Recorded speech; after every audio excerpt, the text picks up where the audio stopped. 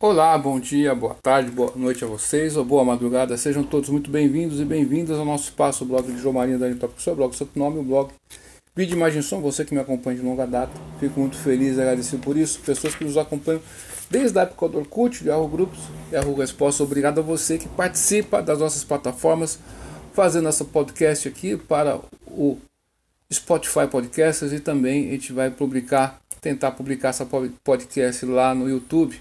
Descobrimos uma maneira de fazer podcasts e conseguir converter para um mecanismo compatível com o YouTube. Enfim, hoje dia 25, de julho de 2024, no meu relógio são exatamente 11 horas e 9 minutos em ponto. Falamos ao vivo em definitivo da cidade de Indaiatuba, que pertence à região metropolitana de Campinas, interior do estado de São Paulo. Temos pouquíssimo tempo para falar, acho que em 15 minutos vamos conseguir, não sei. Mas eu quero falar sobre um assunto que muitas pessoas me perguntam, sobre a escolástica, me perguntam sobre o Gurukula, me perguntam sobre filosofia indiana, enfim, sobre qual que é o papel da educação nesse sentido. Muitas pessoas que fazem o homeschooling, que eu vejo de uma maneira muito positiva. Inclusive tem uma menina, que em 2019, se não me engano, foi em 2019, agora não lembro, não vou recordar o ano, mas ela passou no vestibular, tendo estudado em casa, com o homeschooling e a ajuda de professores pela internet, Ela passou em 5º lugar no vestibular da FUVEST para engenharia e não foi aceita porque ela não tinha o certificado de conclusão do ensino médio, Mas enfim, o que vale é que ela passou e tinha um conhecimento para passar na prova, isso que vale. Isso que deveria ter validade, Ter um diploma, um documento, enfim, é válido quando você cumpre certas regras e condições pré-estabelecidas, mas na atualidade é bem questionável. Mas enfim, a burocracia faz parte desse pacote aí. Na nossa fala aqui, a gente quer mostrar para você que dentro do Oriente, assim, e da própria tradição católica também, dentro do Vaishnavismo, nós temos questões que são comuns, Na literatura védica você vai ter várias abordagens, vários darshans de se ver, de chegar ao Supremo, E você tem aí a yoga. A yoga seria o quê? Você tem a filosofia, você tem lá aquela questão tal teórica, que explica a prática também, tá certo? Aquela questão descritiva, enfim. E a yoga é o pôr o pé na jaca, pôr o pé no barro, ir ao trabalho prático, a ação concreta. Depois você recebeu informação, você vai para a ação concreta. Então nós temos aí essa escada da yoga, que significa religar-se com Deus, com Yud, yoga, Yud, vem de a raiz verbal conjugal vem dessa mesma raiz aí, lá do espanhol, essa influência da milenar cultura indiana na Europa, enfim. E você vai subir essa escada. Como você vai subir essa escada da yoga? Você tem vários tipos de abordagem de yoga. Você tem Karma Yoga, você tem Jnana Yoga, você tem Astanga Yoga, você tem Bhakti Yoga, é a yoga da devoção, do serviço devocional amoroso a Deus. Em suma, existem esses tipos de yoga, quando Krishna está falando, se Krishna, Supremo Personalidade de Deus, está falando o Bhagavad Gita para Arjuna, a canção do Senhor Supremo, a canção ou o livro Bhagavad Gita, tá certo? Ele deixa claro, quando ele fala yogi, e de todos os yogas, ele fala, quando ele fala yogi lá, ele está mencionando qualquer pessoa que quer subir essa escada.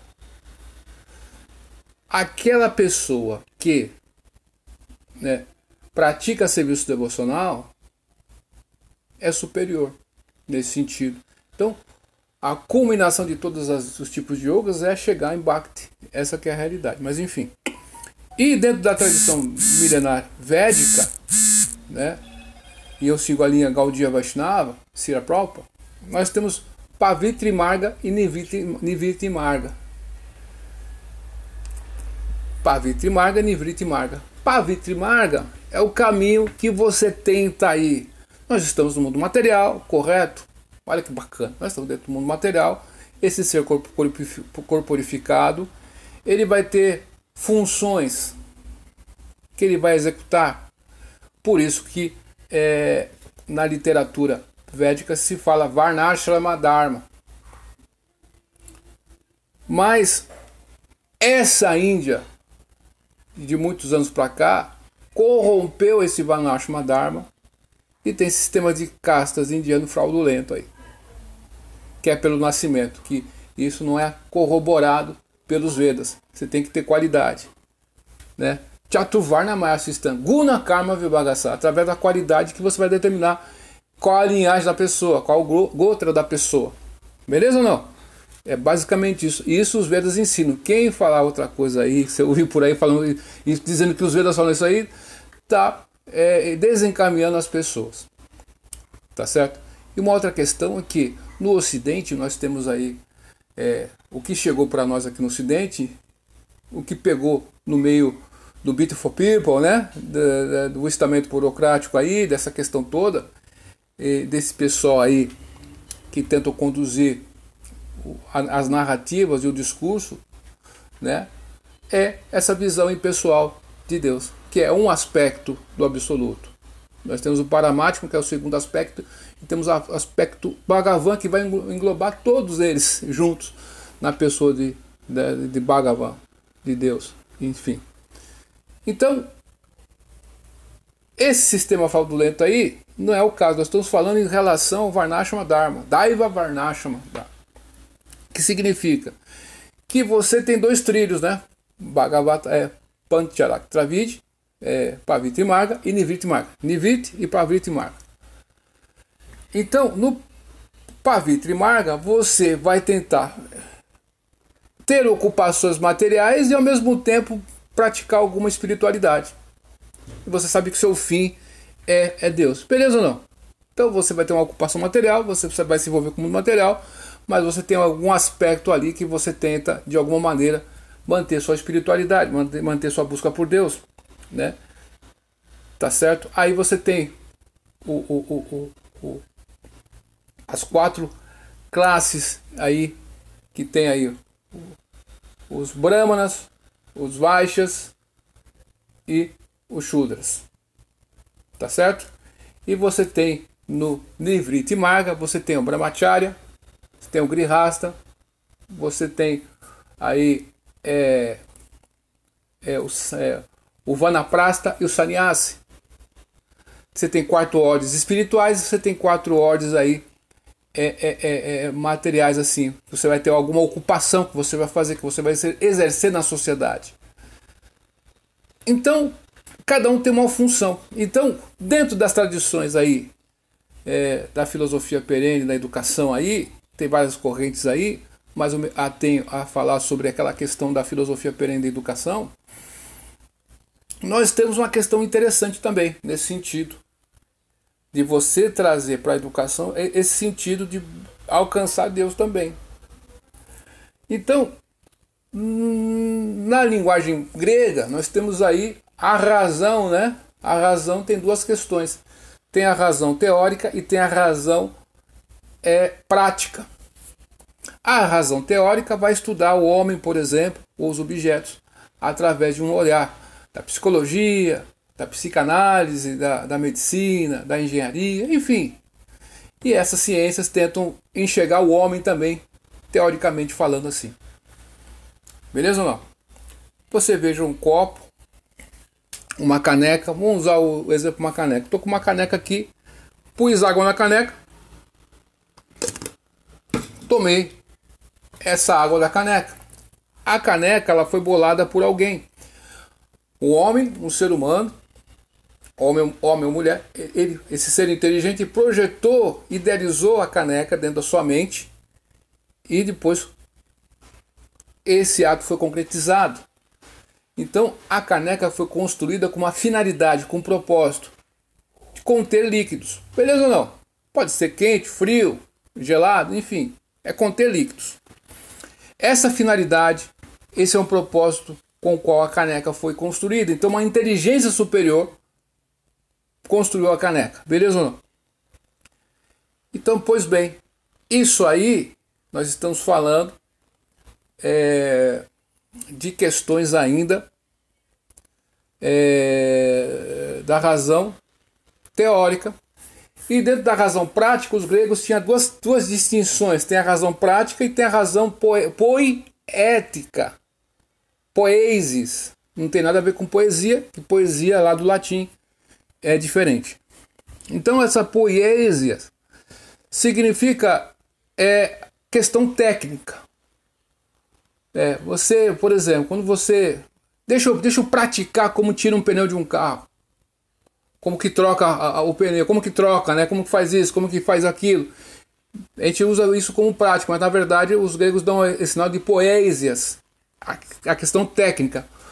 Como que eu aplico uma injeção, um exemplo assim, como que eu corto um cabelo, como que eu faço um desenho, como que eu faço isso, como que eu posso dar uma aula. Isso aí é poesias. Beleza ou não? É a questão técnica. E a questão prática, nós falamos sobre dois objetos, o computador, por exemplo. Quando alguém bola um computador, tem na sua mente como que ele vai ser concebido e como que ele vai ser usado, a finalidade dele, tá certo ou não? Tem um projeto, e esse projeto é realizado através da caneca, do computador que alguém projetou dentro da sua mente, beleza ou não? O ser humano, como vamos dizer assim, ele foi criado, ele está existindo. Alguém criou o ser humano. Alguma inteligência superior criou o ser humano. No nosso caso, nós entendemos que é Deus. Beleza ou não? Então, o ser humano corporificado, quando ele está nesse mundo material, ele não está no céu espiritual, que é lá tudo perfeito. Ele está aqui no caminho, cheio de... Esse mundo aqui jaz no maligno, na escuridão, enfim. Então, esse ser humano corporificado que está aqui, ele foi projetado para ser alguma coisa.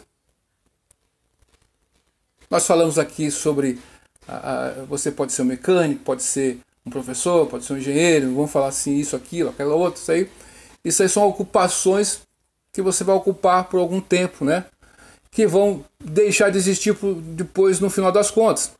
Mas aquilo que é a sua essência, com qual propósito você foi construído. Então, na filosofia perene, assim como nos Vedas ali, que nós estávamos dando exemplo, nós temos essa questão do quê? Dessa razão prática significa o quê? O projeto de realização do ser humano enquanto ser humano. Né?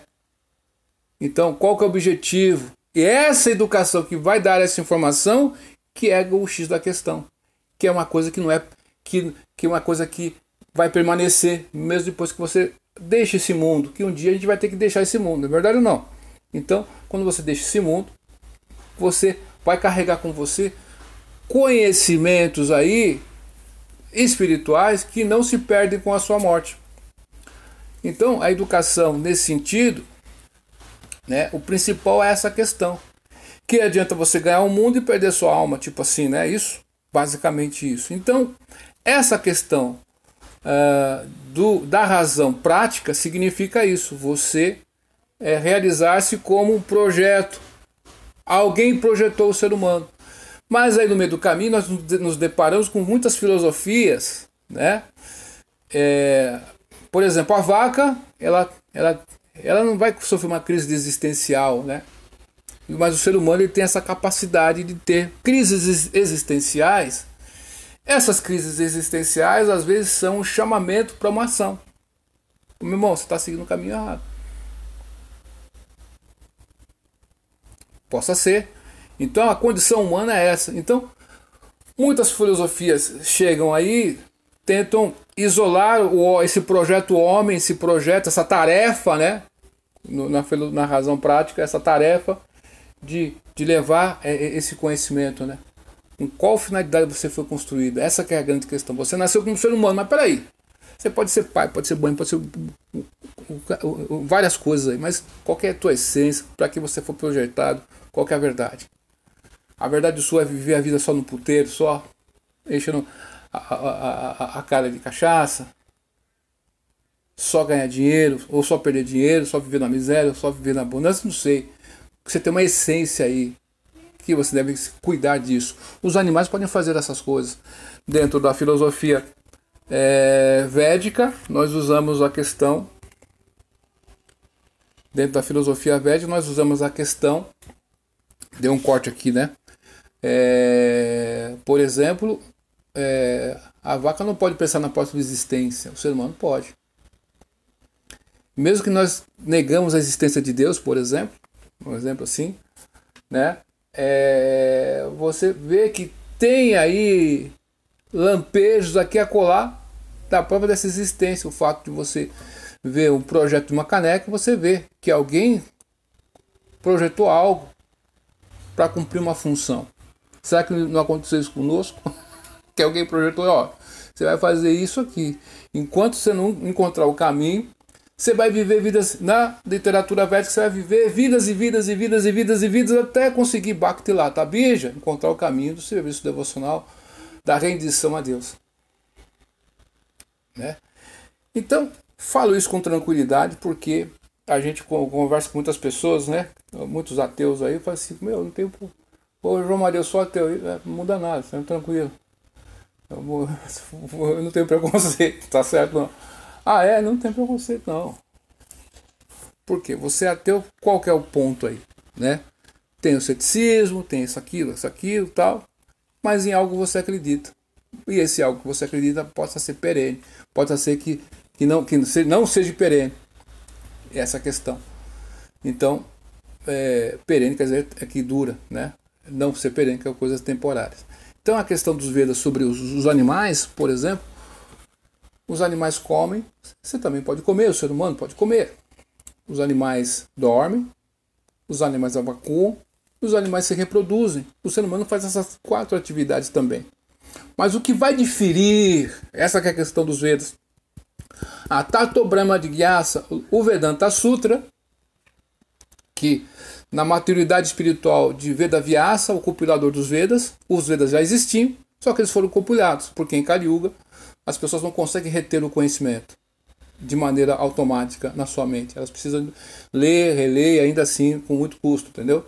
Então ele percebeu isso há 5.000 anos atrás, né? E compilou todos os Vedas, os Puranas, os Itihas, mas ele não estava satisfeito. Por quê? Porque ele descobriu que, poxa, eu compilei toda essa literatura, eu fiz os 4 Vedas, mas eu dei tantos caminhos para pessoas aí que as pessoas vão se perder. Será que elas vão seguir o passo a passo?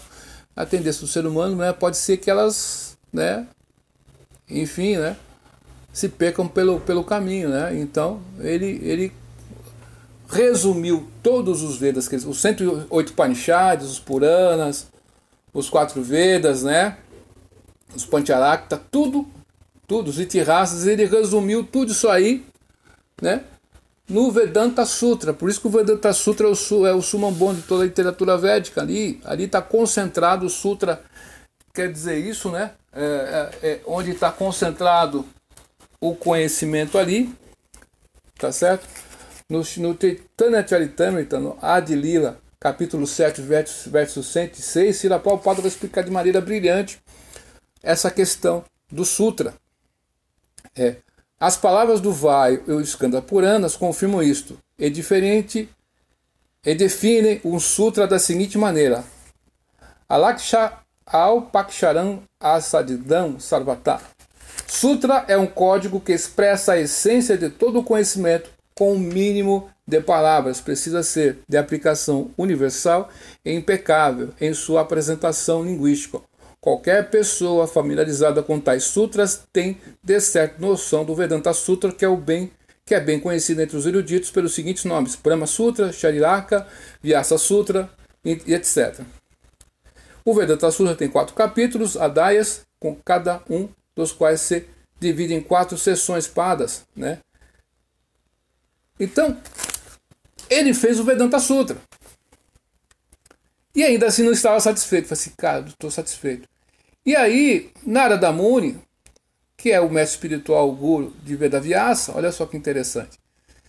Ele estava passando por um local que Narayana Rishi, né, o ser humano supremo, estava com seus seguidores ali, né, seus discípulos, enfim, e estava falando sobre o bem último, né? E Narada Muni ouviu aquele bem útil e falou assim, pô, meu, você tá certo, hein? E ele chegou em Vedavyasa e explicou, sabe por que você não está satisfeito? Você fez tudo isso aqui, fez o Vedanta Sutra, porque você não descreveu as atividades, a parafernália relacionadas a Bhagavan. Então, de maneira concisa, de maneira única, exclusiva, sem subterfúgio, aí ele fez o Purana Imaculado, que vai tratar desse assunto. E o Srimad Bhagavatam é o comentário do Vedanta Sutra. Qualquer escola do pensamento védico, dos sadhashras ou não, né, qualquer uma que seja aí, impessoal ou não, eles vão ter, para ser aceito, tem que ter um comentário do Vedanta Sutra. Né? E Baladeva Vidyabhushana, né, com o seu Govinda Bhasya, fez o comentário para os Gaudiya Vaishnavas serem aceitos também. Então, ele fez o comentário do Vedanta Sutra e fez aí o Srimad Bhagavatam. Então, com isso, nós vemos que o caminho dos Vedas leva a essa questão da Bhakti Yoga e que nós estamos comentando aqui. Então, essa similaridade em algumas questões, né, de você buscar por Deus é intrínseco em muitas questões. Então, os animais eles não podem falar sobre essa questão, né? E o homem pode, por isso que a Tato Brahma dignasse. Você chegou na forma humana de vida, né? Você vai ter muitas questões que você vai fazer nessa vida. Você vai, que nem os animais, a preocupação em se defender, em acasalar, em comer, em beber, em dormir e tal. Essas preocupações os animais também têm, eles conseguem resolver também. Você é um ser humano, beleza, você vai fazer isso aqui também, mas só ficar nisso não dá. Então a Tato Brahma dignasse. Chegou a hora de inquirir sobre a verdade absoluta. Aquilo que não é temporário, aquilo que é eterno. Então é essa questão. Qual que é o projeto que você foi feito? Basicamente isso. Tá certo? Então por isso que na literatura védica você tem o caminho Pavitra Marga e o caminho Nivriti Marga. Há defensores do caminho Nivriti Marga e há defensores do caminho Pavitra. Mas nós acreditamos que é um conjunto aí, que é um trilho de um trem.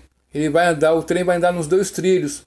A humanidade vai seguir os dois trilhos. Não adianta que você querer ir para um lado ou para o outro. Não adianta. Você está no mundo material. Você tem um projeto como ser humano de realização pessoal que está além dessas ocupações que você possa exercer aí, ó. Às vezes você vai ser pai, você vai ser mãe, você vai ser tio, você vai ser um empresário, você vai ser um trabalhador braçal, você vai ser isso, aquilo, um professor, qualquer que seja. São coisas temporárias. Mas tem uma essência dentro de você, né? Que é a Tato Brahma de guiar. Você chegou a hora de inquirir. E você tem uma essência. Né? Então, por mais que você acredite ou não, isso aí para nós é indiferente. Você pode fazer o que você quiser, tá certo? Eu acredito sempre naquela máxima, muitos serão chamados, poucos escolhidos. Eu acredito nisso, então tá tranquilo, né? Se a maioria não quer um caminho como esse, tá normal, pô. Você tá dentro do mundo, tá normal, né? Então, se você vê o mundo como está e para onde ele está caminhando, né? As agendas que estão aí, né? Enfim, e uma questão do Bhagavata Vidya, né?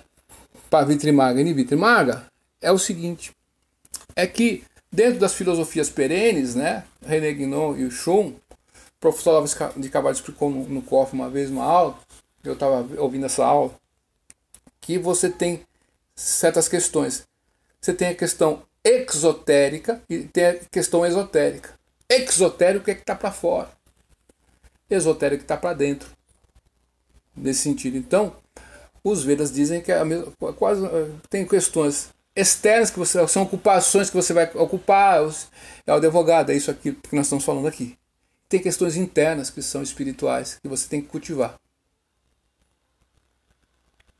Para manter a sua essência.